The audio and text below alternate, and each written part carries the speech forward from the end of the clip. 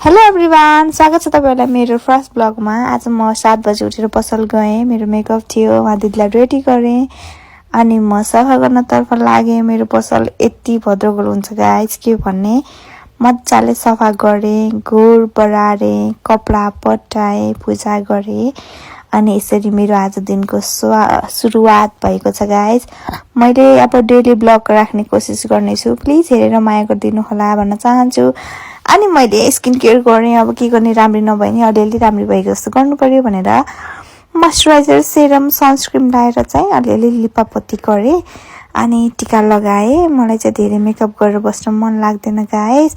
अनि मैले के यस्तो अगाडि कपाल काटेको है, मेरो मम्मीले सुहाएन भनेर गाडी गर्नुभएको छ। बुढी भयो नि, के गर्ने, के मन लाग्छ, के मन लाग्छ है, रहर त हो।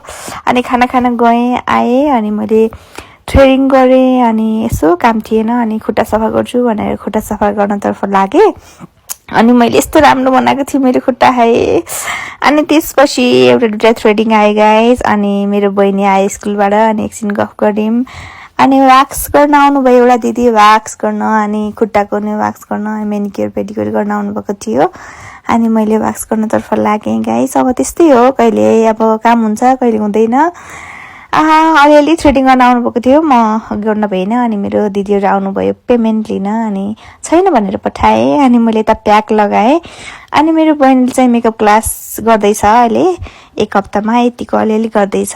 फिनिसिङ त आएको छैन तर पनि नट ब्याड भन्न चाहन्छु।